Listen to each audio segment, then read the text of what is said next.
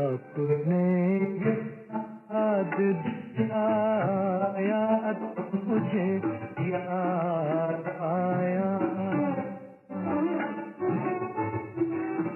आपने याद दिलाया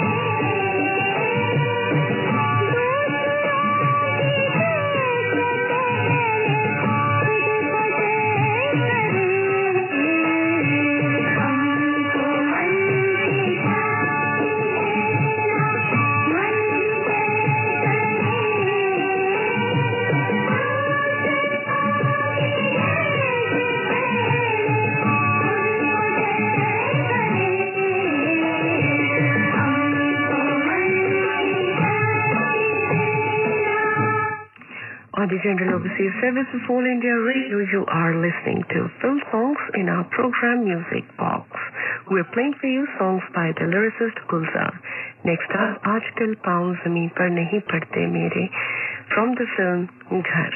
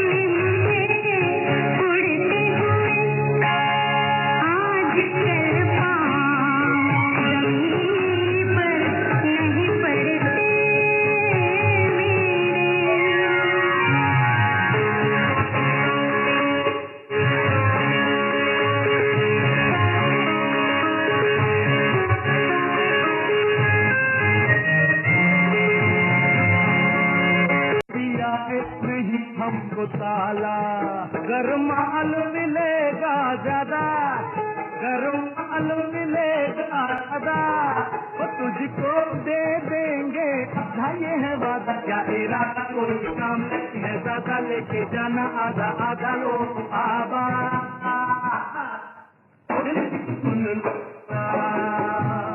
ओ स्वामी जी ओ अंतर्यामी जी कुछ तो बिना सहारे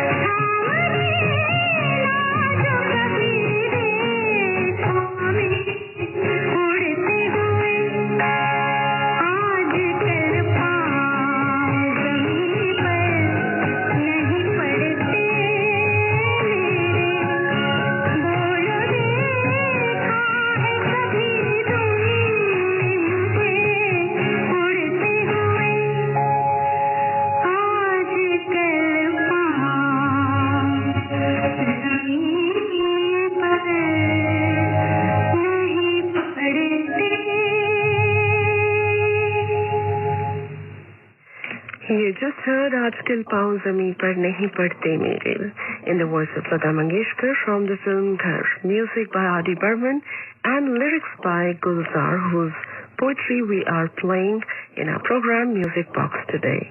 Next up from the film Thodi Si Bewafai, Bhupinder singing Aaj Bichhde Hain Kal Ka Gham Bhi Nahi, music by Khayyam Saab and lyrics by Gulzar.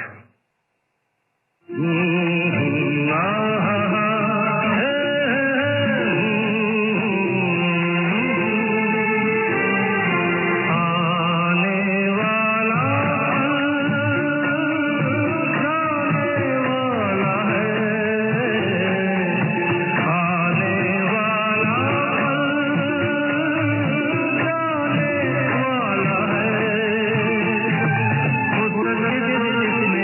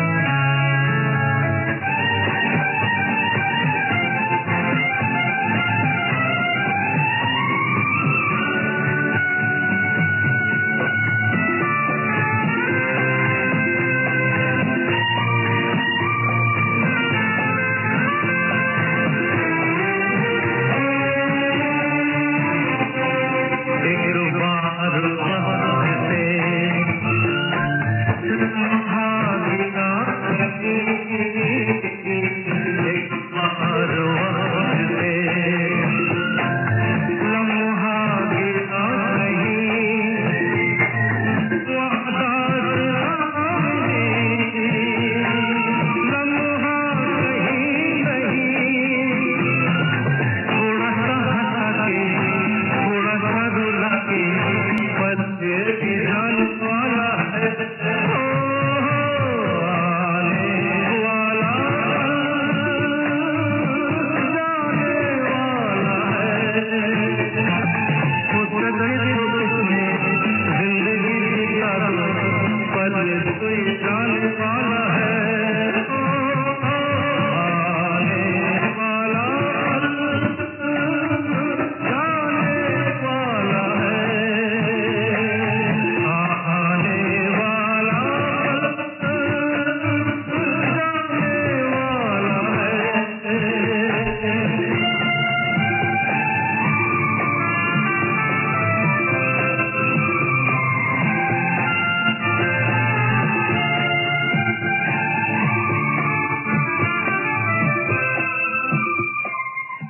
Dear listeners, that was not Aaj Bichde Hai, but Aane Wala Pal Jaane Wala Hai from the 1978 film Golmaal, in the golden voice of Kishore Kumar, lyrics by Gulzar and music by Arjun Saab. You are with us on the General Overseas India Radio, listening to Music Box. Up next is Aaj Bichde Hai, Kal Ka Dar Bhi Nahi from the film Thodi Si Bevafai, sung by Bhupinder, music by Khayyam and lyrics by Gulzar.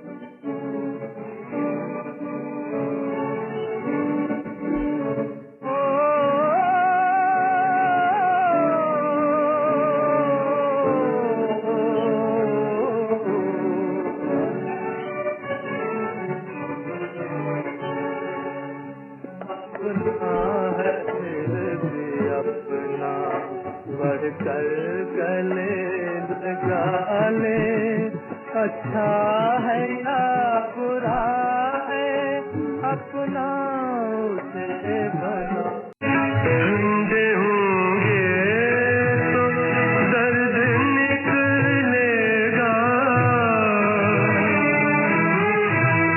Cash उतरेगा वक्त का जब भी तेरा अंदर से दर्द निकलेगा आज बिछड़े हैं आज बिछड़े हैं कल का डर भी नहीं जिंदगी इतनी मुख्तर भी नहीं आज बिछड़े हैं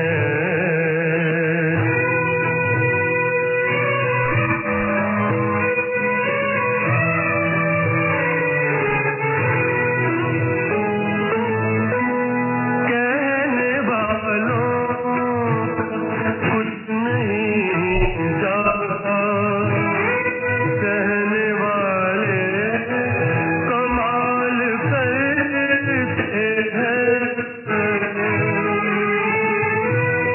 कौन ढूंढे जवाब दर्दों के लोग तो बस सवाल करते हैं आज बिछड़े हैं आज बिछड़े हैं कल का डर भी नहीं जिंदगी इतनी मुख्तर भी नहीं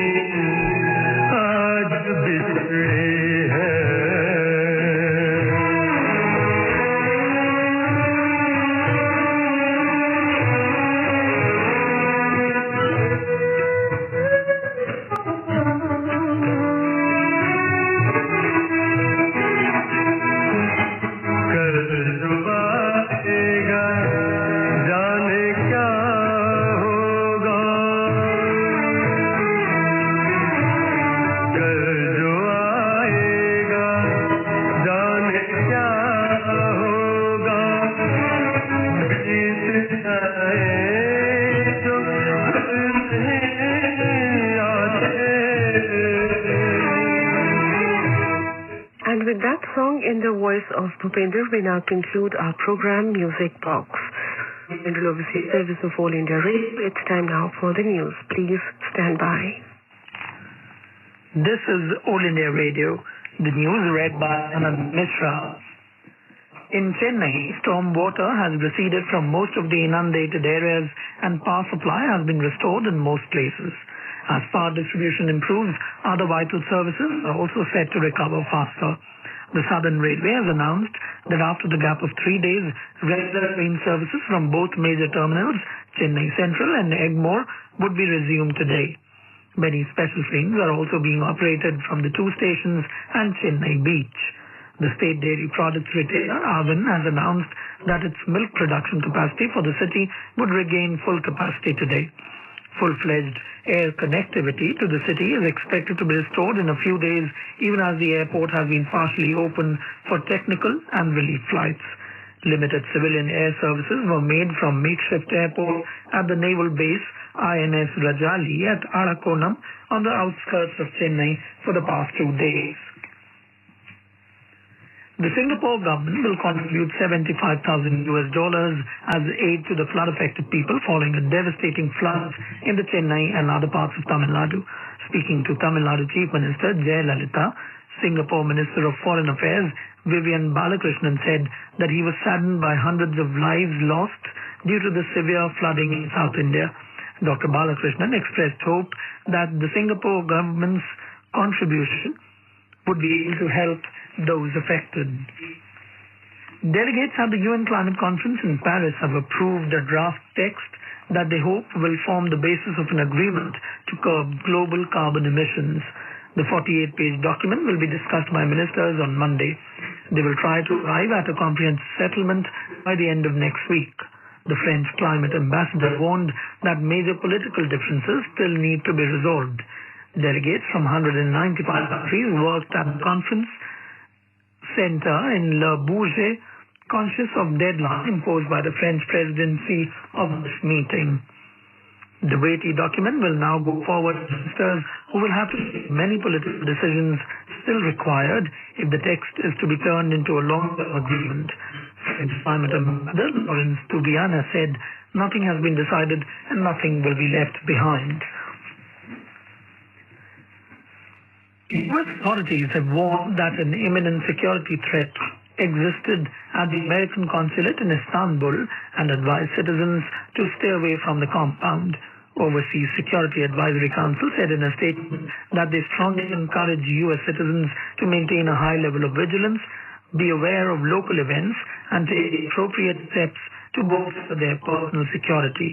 The advisory asked U.S. citizens to avoid the U.S. Consulate General, Istanbul. It added that the compound is already closed on Saturdays and Sundays. In Bangladesh, 10 people were injured yesterday in crude bomb blasts on the premises of a Hindu temple in Dinajpur, northern part of the country. Police said miscreants hurled 3 crude bombs at a crowd of devotees during a Rush festival Mela at Kantaji temple. Pakistan has denied travel permission to an Indian diplomat, making India the only country whose mission won't have representation at the ongoing SAARC trade fair in Lahore. Diplomatic missions of all SAARC nations were given space for putting up their respective stalls at the fair.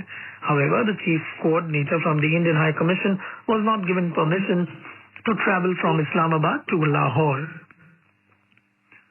According to PTI, the Indian mission is planning to raise the issue with Pakistan Foreign Office, which is coordinating the fair. In Nepal, a crucial meeting held yesterday among the ruling coalition, opposition, and the agitating Madhesis to resolve the prevailing political deadlock failed to produce any concrete results.